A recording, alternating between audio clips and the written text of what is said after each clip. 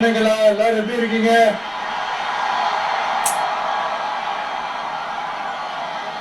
சாப்பிட்டீங்களா எல்லாரும்? சாரி, கொஞ்சம் லேட் ஆயிடுச்சு. என் நெஞ்சில் குடியிருக்கும் உங்கள் அனைவருக்கும் என்னுடைய வணக்கம்.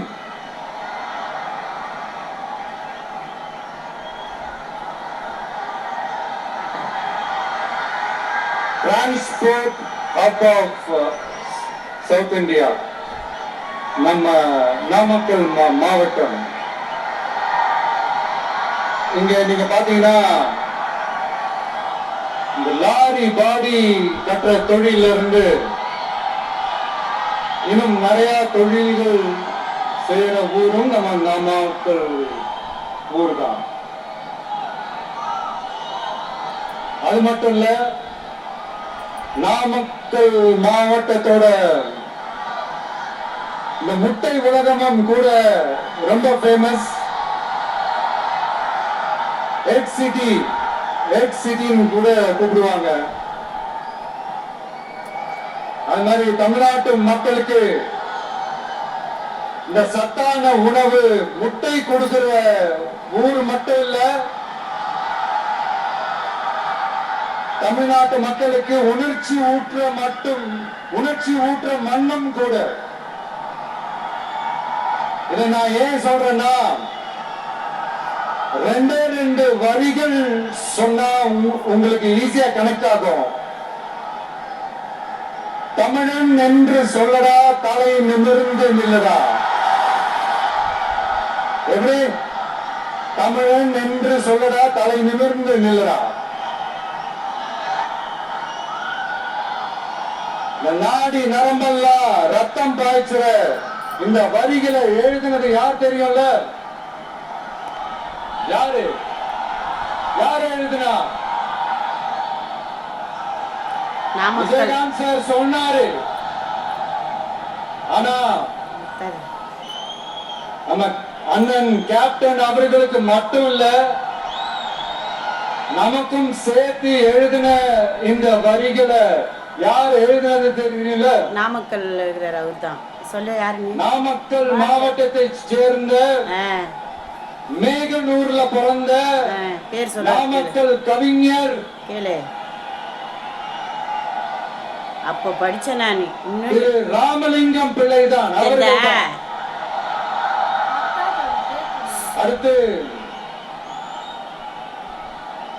தமிழ்நாட்டு மக்களுக்கு இந்த இடஒதுக்கீடு உரிமையா வழங்கினதும் இதே நாமக்கல் மாவட்டத்தை சேர்ந்த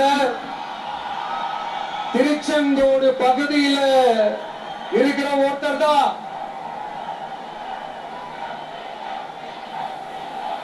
நம்ம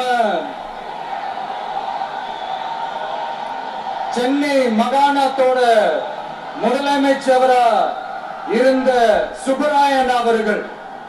அவர்தான் அந்த மாபெரும் மனிதர். தமிழ்நாட்டு மக்களுக்கு இடஒதுக்கீடு உரிமைய வழங்கினதுல இவருக்கு மிகப்பெரிய ஒரு பங்கு ஒன்று இருக்கு. அதுதான் இந்த கம்யூனல் GO 1071 அதை கொண்டு வந்து பட்டியலின மக்களுக்கும் பிற்படுத்தப்பட்ட மக்களுக்கும் இத வழங்கினார். அதனாலதான் அவர் முதலமைச்சரா பதவியேற்றதுக்கு அப்புறம் முதல் தமிழர் அப்படின்ற அந்த பெருமையோட சொன்னது மட்டும் இல்லாம, இதே அவருக்காக ஒரு மணிமண்டபம் கட்டுவோம்னு வாக்குறுதி நம்பர் 456 கொடுத்தது யாரு?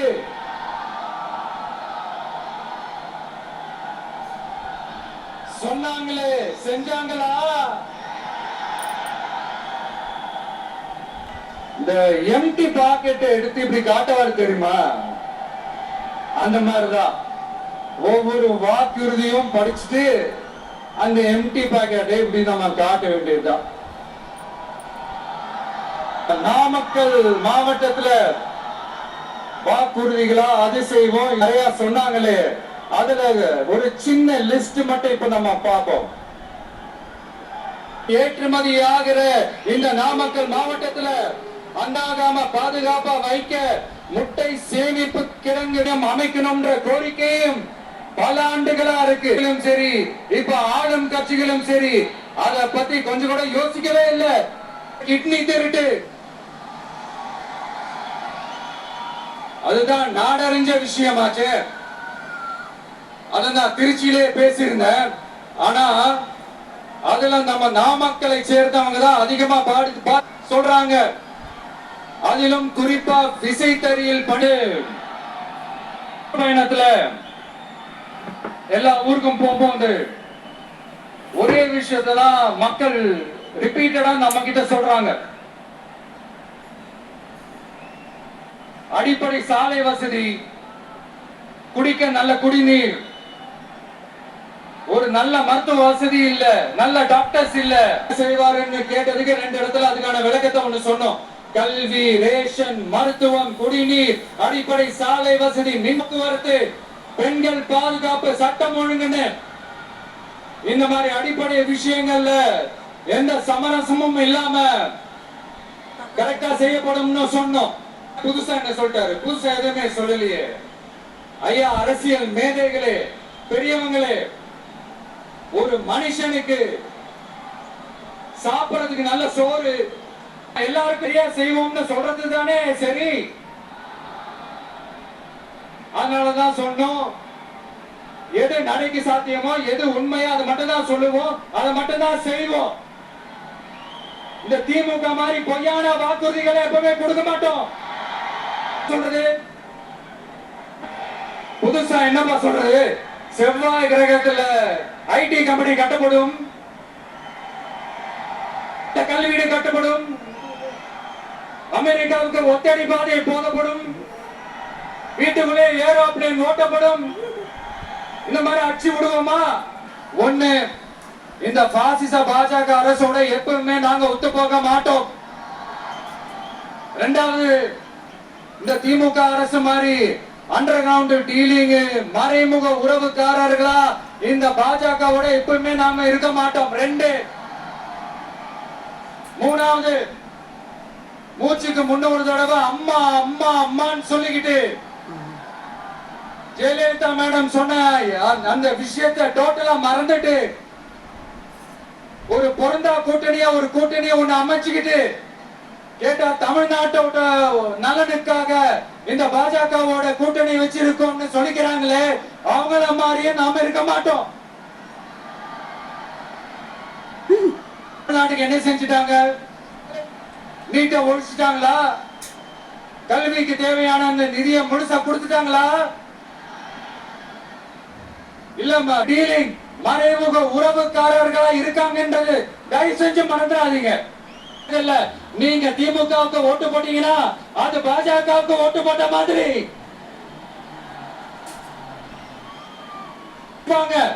ஆனா உள்ளுக்குள்ள வேணாம் மக்களே. இல்ல,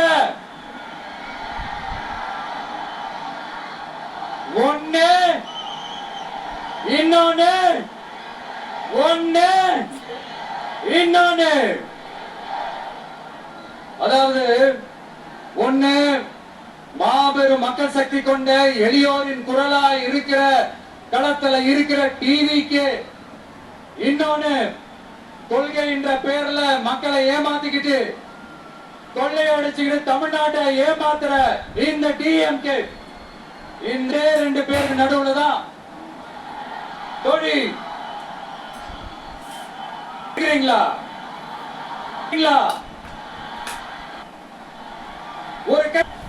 நான் ஒரு 2-3 வாரத்துக்கு முன்னாடி என்னமோ ஏதோ நினைச்சேன். பார்த்தலாம். கான்பிடண்டா இருங்க மக்களே, நல்லதே நடக்கும், வெற்றி நிச்சயம். மீண்டும் சந்திக்கும் வரை நன்றி, வணக்கம்.